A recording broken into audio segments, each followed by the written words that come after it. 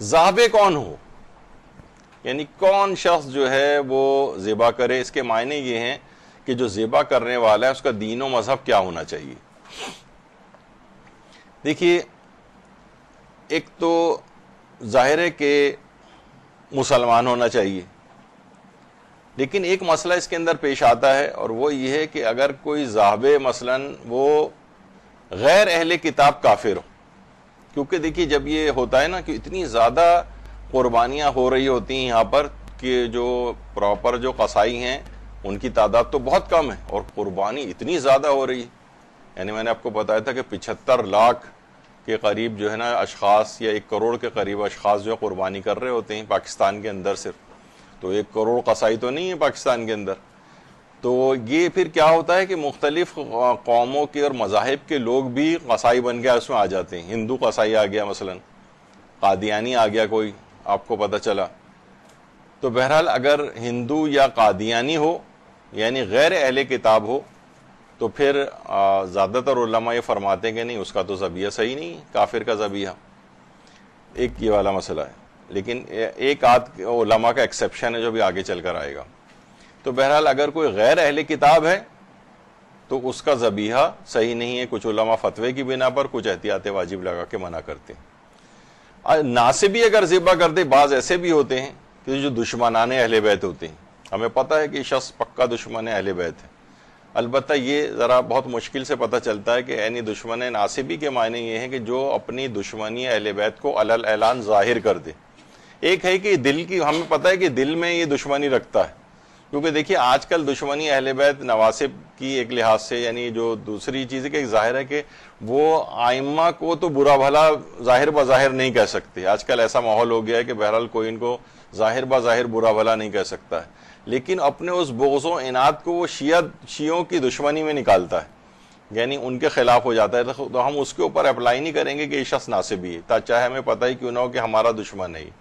تو بہرحال ناصبی اگر ہمیں پتہ ہے چل جائے کسی کا تو یہ اس کا ذبیحہ صحیح نہیں ہے۔ ناصبی یعنی حتیٰ کہ کافر تک کو صدقہ دیا جا سکتا ہے، لیکن ناصبی کو صدقہ دینا حرام قرار دیا گیا ہے۔ دشمن اہل بیت کو یہ والی سہولت نہیں ملے گی، چاہے یہودی اور عیسائی کو تم صدقہ دے دو، تو ناصبی کا صدقہ کو بھی صدقہ نہ دیا جائے، نہ اس سے کوئی اپنا جانور قربان کروائے جائے۔ تو بہرحال اگر ناصبی نے اگر جانور قربان کر دیا آپ کا تو وہ جانور ضائع ہو جائے گا، نجس ہو جائے گا، اس کا گوشت نہیں کھا سکتے۔ اچھا، اب آ جائیے اہل کتاب۔ اہل کتاب یعنی یہودی اور عیسائی، اور آغائے سیستانی اور آغائے رہبر کے فتوے میں پارسی بھی جو ہیں وہ اہل کتاب شمار ہوتے ہیں، اور یہ تینوں جسمانی اعتبار سے ظاہری طور پر پاک بھی ہیں، یعنی یہودی جسمانی طور پر پاک ہیں ان دونوں کے فتوے میں،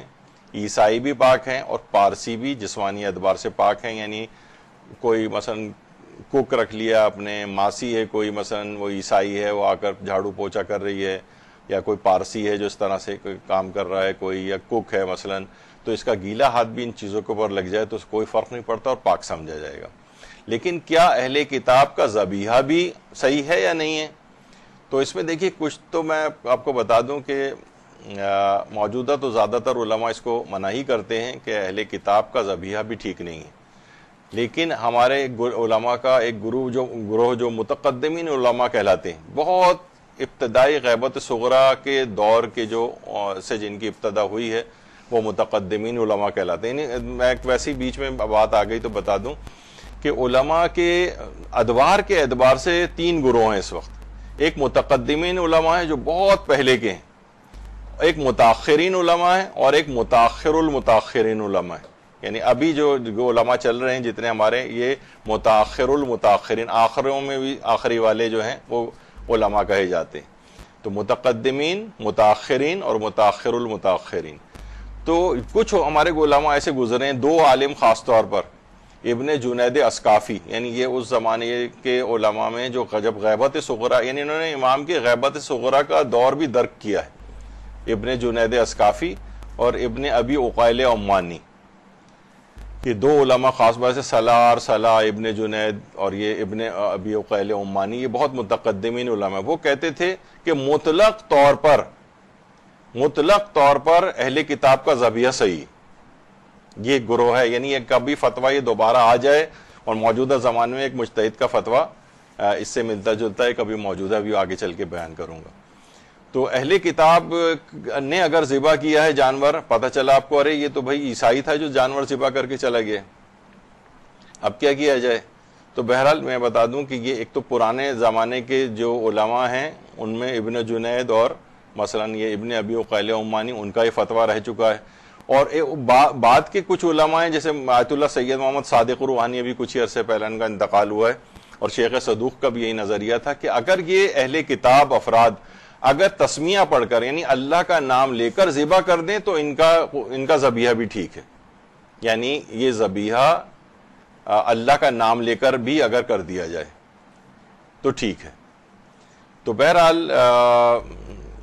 یہ ایک نظریہ اس سلسلے میں ہے۔ آغا سستانی البتہ فرماتے ہیں، ان سے سوال پوچھا گیا کیا ایسے گائے بھیڑ بکری کا گوشت کھانا جائز ہے جسے اہل کتاب نے ذبح کیا ہو؟ تو وہ فرماتے ہیں کہ نہیں، جائز نہیں ہے، اگرچہ وہ ذبح کے وقت اللہ کا نام ہی کیوں نہ لے احتیاط واجب کی بنا پر، یعنی چاہے اس نے اللہ کا نام لیا ہو۔ ابھی آپ نے سنا نا کہ بہت سے علماء یہ کہتے ہیں کہ اگر اسے اللہ کا نام وہ لے لے تو جائز ہو جاتا ہے۔ آغا سستانی کہتے ہیں چاہے وہ اللہ کا نام ہی کیوں نہ لے عیسائی، چاہے یہودی اللہ کا نام لے کر ہی کیوں نہ ذبح کرے، تب بھی اس کا احتیاط واجب کی بنا پر وہ جانور حلال نہیں ہوگا۔ اچھا، اب مسئلہ یہاں پر یہ ہوتا ہے کہ ایسے اب پتہ چلا کہ وہ تو لوگوں نے بتایا ارے بھائی یہ تو عیسائی ذبح کر کے چلا گیا ہے، یہ تو کرسچن ہے، یہ جو قصائی، بہت بڑی تعداد میں آ جاتے ہیں ایسے افراد۔ تو آغا سستانی فرماتے ہیں احتیاط واجب کی بنا پر جانور جو ہے وہ آپ کا صحیح نہیں ہے، اس کا ذبیحہ اور اس کا گوشت نہیں کھا سکتے، نجس ہو گیا ہے وہ۔ لیکن اس کا ایک حل ہے۔ حل کیا ہے؟ آیت اللہ شیخ اسحاق فیاض، یہ ماشاءاللہ حیات علماء میں سے ہیں، اور یہ فرماتے ہیں کہ اگر اہل کتاب کو سکھا دیا جائے کہ وہ اللہ کا نام لے لے، چاہے آپ خود ہی وہی اویلیبل ہو رہا تھا ہم پکڑ کے لے، ابھی تو میں نے کہا کہ ہمیں پتہ ہی نہیں تھا وہ کر کے چلا گیا، وہ تو اور اس کے اندر چھوٹ مل جائے گی، لیکن وہ کہتے ہیں چاہے ہم اسے سکھا دیں کہ بھائی تم جو عیسائی ہو تم جس وقت ذبح کرو گے نا تم اللہ کا نام لینا، اللہ اکبر یا بسم اللہ پڑھ لینا، اور وہ صحیح طور پر اس کو پڑھ دے تو فرماتے ہیں کہ وہ ذبیحہ ٹھیک ہو جائے گا۔ یعنی آیت اللہ اسحاق فیاض کی طرف رجوع کر لیا جائے اس مسئلے میں، تو اگر کبھی ایسا ہو جائے تو وہ ذبیحہ بھی ٹھیک ہو جاتا ہے، اگرچہ فرماتے ہیں احتیاط مستحب ہے کہ مسلمان سے کروایا جائے، یعنی حتی المقدور کوشش تو یہی کریں کہ مسلمان ہی ذبح کرے، لیکن بالفرض اگر ایسا ہو گیا تو آپ آیت اللہ اسحاق فیاض کی طرف رجوع کر کے اپنے جانور کو ذبیحہ ٹھیک کر سکتے ہیں، وہ ضائع نہیں ہوگا۔ یہ ہو گیا ایک مسئلہ۔ اب ایک مسئلہ ایک اور آتا ہے کہ کیا ذابح کا، چلیں وہ تو مسلمان ہونا چاہیے، کیا شیعہ سنا اشری بھی ہونا چاہیے؟ دیکھیے حج کا جو قربانی کا جو مسئلہ ہے، امام خمینی کے فتوے میں جو ایرانی حجاج آتے ہیں تو اپنے ساتھ الگ سے ایک شیعہ قصائی ساتھ لے کر آتے ہیں، یعنی امام خمینی کی جو تقلید میں جس زمانے میں امام خمینی حیات تھے، دیکھیے ایران کے اندر یہ نا اس کا بہت زیادہ رواج نہیں ہے، جیسے میں نے اس سے پہلے کہا کیونکہ قربانی مستحب ہے، وہاں ڈھونڈنے بھی جائیں، ہمارے ایک دوست تھے جو قوم میں طالب علم ہیں، ان کے سسر جب وہاں گئے تو انہوں نے کہا بھائی آج بقرعید کا روزہ ہے تو مجھے عید کی نماز پڑھنے کے لیے لے کے جاؤ، اور وہاں عید کی نماز بھی ہر جگہ نہیں ہوتی، بہت شاذ و نادر کسی جگہ پر ہوتی، مستحب ہے، وہ کہتے ہیں خود ہی گھر میں پڑھ لیں یا کسی دوسری دور پر ہے کہیں کسی جگہ پر ہو، تو آدمی ڈھونڈتا پھرتا۔ اچھا وہاں پر گھر گھر جہاں پر قصائی موجود ہیں پاکستان میں، کیونکہ یہاں پر بہت زیادہ اس کا رواج ہے، وہاں تو قصائی بھی اویلیبل نہیں ہوتے، تو حج پہ جو حاجی آتے ہیں، امام خمینی کا نظریہ یہ تھا کہ حج کی جو قربانی ہے اس کا جو ذابح ہے اس کے لیے اثنا عشری ہونا ضروری ہے، شیعہ اثنا عشری، یعنی اگر آپ نے کسی غیر شیعہ سے اگر جانور ذبح کرایا تو صحیح نہیں، تو وہ لوگ پھر الگ سے قصائی اپنے ساتھ کاروان والے لے کر آتے ہیں کہ جو کہ شیعہ طریقے سے ذبح کرنے، خود شیعہ ہوتا ہے اور ذبح کرتا ہے۔ امام خمینی ایک اور بھی چیز کہتے ہیں، یہ صرف حج کی قربانی کا ہی مسئلہ نہیں ہے، بلکہ حج پہ جو جانور یعنی کفارے جو واجب ہوتے ہیں جانوروں کے، مثلا بکرا فلاں کام کیا تو بکرے کا زیر سایہ سفر کیا مردوں نے تو بند گاڑی کا تو اس پہ ایک جانور کو ذبح کرنا پڑتا ہے، وہ فرماتے ہیں کہ حج کے جو کفارے کے جانور ہیں ان کو ذبح کرنے والا بھی شیعہ اثنا عشری ہونا چاہیے، لیکن یہ صرف امام خمینی کی حد تک تھا، یعنی باقاعدہ ہم نے اس کے ایک سوال بھی بنایا تھا کہ بتائیے وہ کون سے مرجع گزرے ہیں جو حج اور کفارے کے جانور کی قربانی میں ذبح کرنے والے کے لیے شیعہ اثنا عشری کی شرط لازمی قرار دیتے ہیں. تو اس کا جواب ہے امام خمینی. البتہ بقرہ عید کی جو عام قربانی ہے اس میں وہ اس شرط کو لازمی نہیں سمجھتے تھے. یہ جو عام بقرہ عید کی جو مستحب قربانی ہے وہ کہتے تھے کہ اس میں غیر شیعہ سے بھی جانور کو قربان کروایا جا سکتا ہے. یہ صرف حج کی قربانی کا مسئلہ ہے, اور یہ صرف حج کے میں جو کفارے واجب ہوتے ہیں ان کی قربانی کا مسئلہ ہے کہ شیعہ اثنا عشری ہونا چاہیے امام خمینی کے فتوے میں. لیکن آغا رہبر کے فتوے میں, آیت اللہ سیستانی کے فتوے میں, دیگر اور جتنے بھی علماء ہیں ان کے فتوے میں نہ تو حج کی قربانی میں ضروری ہے, کسی بھی فرماتے ہیں کسی بھی عام مسلمان سے بھی جانور ذبح کروا سکتے ہیں, اور جو مستحب قربانی ہے جو اپنے وطن میں ہم کر رہے ہیں اس میں بھی ہم کسی بھی مسلمان سے, چاہے وہ شیعہ اثنا عشری نہ بھی ہو, اس سے جانور کو قربان کروایا جا سکتا ہے. اچھا, اگر غیر شیعہ مسلمان اپنے مذہب کے مطابق صحیح ذبح کر دے, ہم نے کہا کہ بھائی ٹھیک ہے تم ذبح کرو کیونکہ مسلمان سے جائز ہے, تو وہ تو شیعہ فقہ کو فالو نہیں کر رہا ہے, وہ لیکن اپنے مذہب کے مطابق صحیح ذبح کر رہا ہے. اچھا, اب یہ اپنے مذہب کے مطابق صحیح ذبح کیا؟ مثلا میں ایک مثال دے دیتا ہوں, ابھی ویسے آگے چل کر اسی تفصیل آئے گی. برادران اہل سنت میں جانور کا ذبح کے وقت قبلہ رخ ہونا یہ واجب نہیں, کہتے صرف مکروہ ہے, یعنی کراہیت ہے کہ آپ بہتر یہ کہ قبلہ رخ کر لیں, لیکن قبلہ رخ نہیں بھی کیا تو جانور صحیح ہے. بہت سے لوگ مرغی وغیرہ خریدنے جاتے ہیں تو بہت سے لوگ جو بہت محتاط ہوتے ہیں پیٹ موڑ کے کھڑے ہو جاتے ہیں جس وقت وہ ذبح کر رہا ہوتا ہے کہ بھئی تاکہ ہمیں پتہ نہ چلے کہ اس نے قبلہ رخ جانور کیا ہی نہیں کیا. بعض اوقات تو بالکل پشت بہ قبلہ ہو, یعنی اس کی ہوتا ہے وہ جانور, اور وہ ذبح اس طریقے سے کر دیتے ہیں, یا اس کی مرغی کی گردن کو آسمان کی طرف کر کے اور پھر اللہ اکبر کہہ کے کر دیتے ہیں. تو بہت سے لوگ تو بہت شکی مزاج اس لحاظ سے ہوتے ہیں, تو کہتے ہیں کہ بھئی یہ تو جانور ہمارا بیکار ہو گیا ہے. وہ یا تو بہت پریشرائز کرتے ہیں کہ شیعہ طریقے سے ذبح کیا جائے. تو اس میں یہ ہے کہ اگر غیر شیعہ مسلمان اپنے مذہب کے مطابق صحیح ذبح کر دے تو اس کو ہمارے مذہب میں بھی اس کا ذبیحہ صحیح تسلیم کر لیا جاتا ہے. اس کے لیے ہمارا ایک فقہی قانون ہے, اس کا نام ہے حمل و فعل المسلم علی الصحہ. حالت شک میں مسلمان کے عمل کو صحیح سمجھا جائے گا. یہ بہت کام آنے والا مسئلہ ہے. اسی سے ہی آپ جو گوشت لے کر آتے ہیں, اب آپ کو کیا پتا ہے, وہ تو مثلا گوشت لٹکا ہوا ہے, آ کے ذبح جو ہے پتہ نہیں کب اس نے کیا تھا, اور زیادہ تر وہ غیر شیعہ افراد ہوتے ہیں, یا مثلا وہ وہیں سے کمیلے سے ہی جو ہے وہ ذبح کر کے لایا گیا اس کو, یا کسی بھی جگہ جانور ذبح کر کے, اب تو ہمارے سامنے صرف گوشت لٹکا ہوا ہے اور ہمیں پتہ بھی نہیں کہ کس طریقے سے ذبح کیا ہے. تو کیا ہے, حالت شک میں مسلمان کے عمل کو صحیح سمجھو کہ اس نے صحیح ذبح کیا تھا. یا مثلا جیسے ہوتا ہے عام طور پر, ہم نے ڈرائی کلینر کو نجس کپڑے دیے اور اس سے کہہ دیا بھائی اس کو پاک کر دینا. اب وہ لا کے ہمیں اس نے کپڑے دے دیے اور کہہ دیا کہ جی میں نے کپڑے پاک کر دیا. اب اس کی تحقیق میں جانا واجب نہیں کہ یہ تم نے کس طرح سے پاک کیے, یعنی نجاست ہٹائی, پھر ایک دفعہ کپڑے پانی ڈال کے اس کو نچوڑا, پھر دوسرا پانی ڈال کے نچوڑا. یہ سب تفصیل میں جانے کی کوئی ضرورت نہیں. حالت شک میں مسلمان کے عمل کو صحیح سمجھیے کہ اس نے پاک کر کے دے دیے تھے. ورنہ پھر کیا ہوگا کہ ہاں البتہ اسے یہ علماء فرماتے ہیں قابل اعتبار ہونا چاہیے. ایک ہوتا ہے بالکل لاپرواہ, اسے پتہ ہی نہیں نجاست طہارت کیا چیز ہوتی ہے, اور وہ کہہ دے کہ یعنی اس کو دیے ہم نے, تو پھر اس کو ہمیں اطمینان ہونا چاہیے قابل اعتبار ہے, چاہے وہ اپنے مذہب کے مطابق اسے ہی بہرحال اس نے پاک کر دیے تو ہم بھی اس کو پاک سمجھ لیں گے.